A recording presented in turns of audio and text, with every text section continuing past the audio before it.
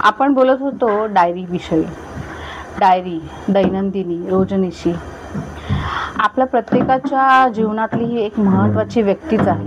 कारण दिवसभरात आपल्यासोबत घडलेल्या घटना, आपल्यासोबत घडलेले अनुभव, आपली सुख दुःख सगळं काही आपण या रोजनिशीमध्ये लिहत असतो.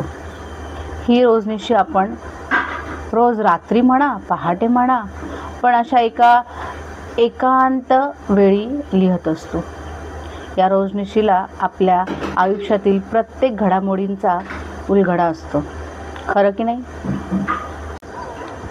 आपण काय केलं, कोणते विचार मनात आणले, कोणत्या भावना जागृत केल्या, आपण कोणाशी व्यवहार केला, कोणी आपल्याला त्रास दिला, सगळ्या बाबी आपण ह्या डायरीमध्ये लिहत असतो.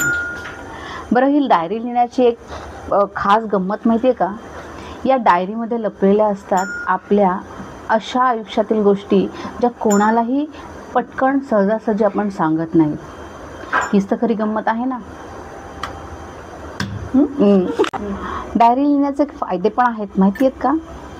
डायरी लिहिल्याने आपलंच आत्मचिंतन होत असतं, आपले विचार स्पष्ट होत असतात. उद्या काय घडवायचं आहे, काय करायचं आहे त्याचं प्लॅनिंग आपण आदल्या रात्री करत असतो.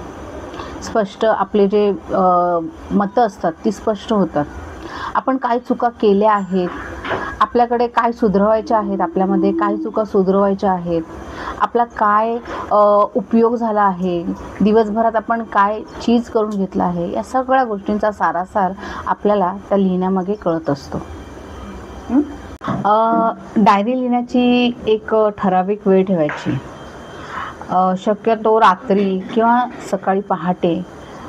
आपण दिवसभरात काय काय घटना केल्यात, आपल्या काय भावना होत्या, काय छान छान आपल्यासोबत झालं, आणि सरतेशेवटी काही चूक झाली असेल तर ती चूक दुरुस्त कशी करायची हे त्या डायरीमध्ये नोट डाऊन करायचं.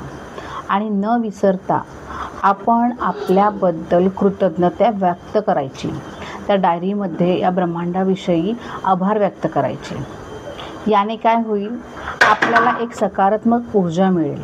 दिवसभरात काही चुकीचं किंवा काही वाईट जरी झालं असेल तरी सरतेशेवटी आपल्याला एक आनंदी विचार, एक सकारात्मक शक्ती आपल्या मनात जागृत होईल आणि निवांत छान झोप लागेल.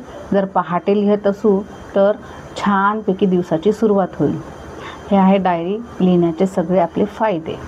आणि हीच आपली ती व्यक्ती जी आपल्या नेहमी सोबत असते. धन्यवाद.